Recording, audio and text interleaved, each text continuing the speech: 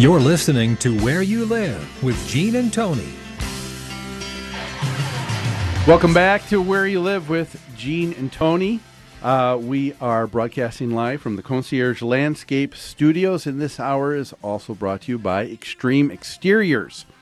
And we are going to be talking this hour, first a little bit about a postscript. If you caught our show last week with our conversation with Dr. Gary Solomon, and then after that, we have got in our studio today with us Todd Rooker, who's going to be talking about how to put your life back together after a financial ruin. And if you have some folks that you know that need to hear this subject, get them to the radio. This is some really good stuff, and I think some life-changing material for folks. I agree. And we want to hear your questions and your comments as well. 651-289-4488. Yeah.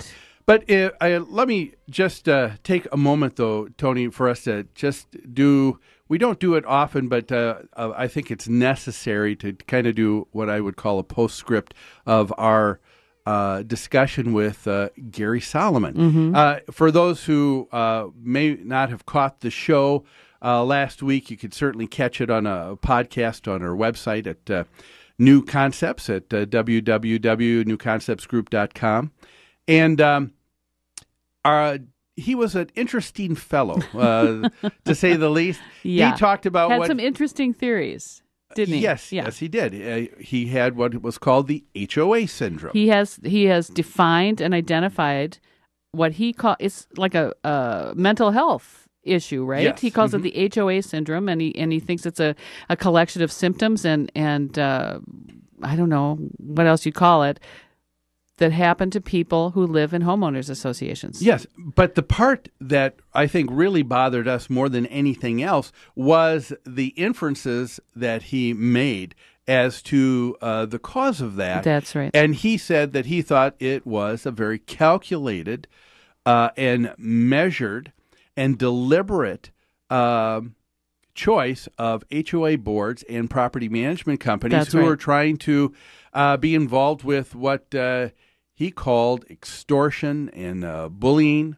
Racketeering. He used the word racketeering. And in all of this that he was talking about last week, I want to say the goal being to find as many people as possible and create an income stream for the homeowners association and the management company. That's right. He was making that claim that, yes, that's the only reason why you get fine letters and an HOA is because you have people who are just trying to gather hundreds of thousands of dollars and take advantage of other people. But then he went even further. I couldn't believe it. And he threw in murder.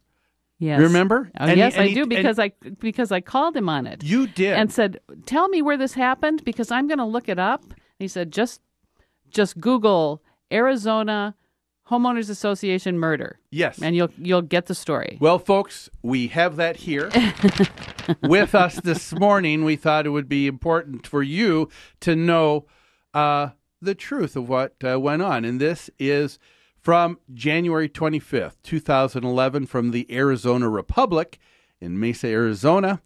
It said Mesa HOA meeting canceled after a third-hand threat. And the story goes on and says, like many subdivisions managed by controversial homeowner associations, Sunland Village, an East Mesa golf course community, has had its share of disputes.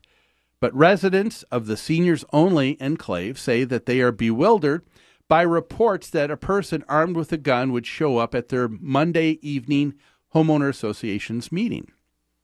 HOA board members canceled the meeting before calling authorities to investigate a threat that someone might bring a gun to the meeting to shoot people, said Mesa police. And then what's interesting, the story goes on and gives the specifics that Dr. Gary Solomon was talking about with murder, because a murder did take place. And but not in Mesa. No, this is somewhere else. But this is the story here. In 2000, 61-year-old Richard Glassell, a former resident of a Peoria retirement community, opened fire as a homeowners association meeting was getting started. Glassell, who apparently held a grudge over previous slights, killed Esther LaPlante, 58, and Nyla Lynn, 69, and injured several others. 2 years before, he had threatened the HOA board president.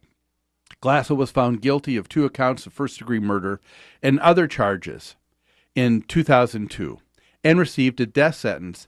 He is on death row at Arizona State Prison Complex, Florence. And so he was saying that, yes, murder was present in all of this, but I don't think he was just being, he wasn't just being, what's the word I'm looking for here? He wasn't just reporting this incident or or clarifying it or explaining it. No, I'm not hitting the right word. Sorry, Gene. Sorry, Gene. Well, he was clearly stating that this murder was as a result of a property management company or HOA board that was trying to get rid of people who knew too much.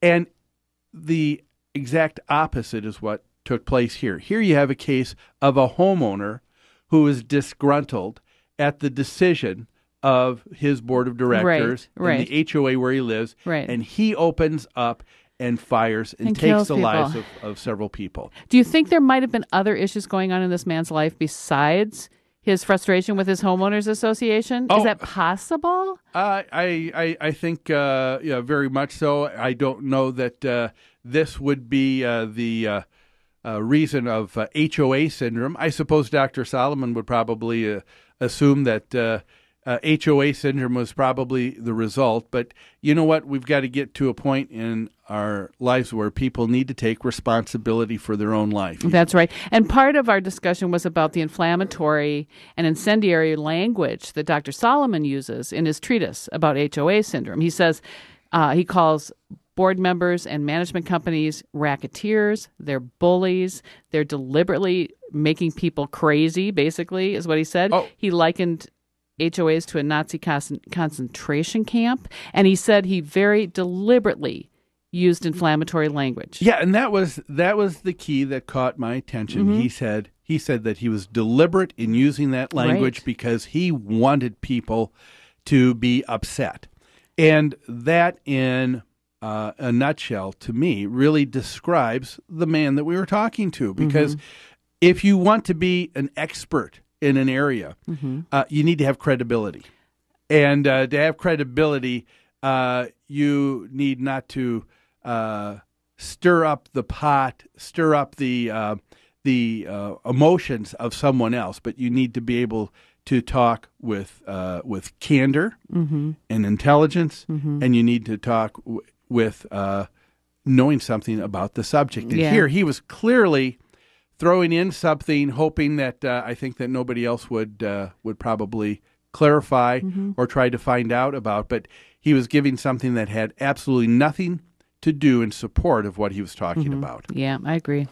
So that we wanted you to know that because it's important when we have folks on the show. We want our listeners to know that we're dealing with people who are responsible and credible experts. That's right. And we're going to be dealing with a responsible and credible expert today. That's right. Yes. And we're going to be talking to Todd Rooker, who's going to be talking about putting your life back together after a financial ruin. We have a lot of homeowners in HOAs who have had difficulty not knowing where to go next. Some have tried to rent out their home because they needed to move on. They have to move. They can't sell their townhouse. Many of them come to our company, many of our clients, and say, what am I going to do? How about renting it for me? People are underwater with their mortgage and can't sell. People lose their jobs. And, I think there is today in our society this notion that people can just get a free pass. Sometimes I think people take a look at bankruptcy that way, thinking, "Oh, this is going to be, a free pass. Oops, let's start all over again." And it's not that easy. No. There are consequences with any decision that you make We want to talk about that today with Todd Rooker, but we're going to take a break right now. When we come back, we're going to begin with Todd Rooker on putting your life back together after a financial ruin.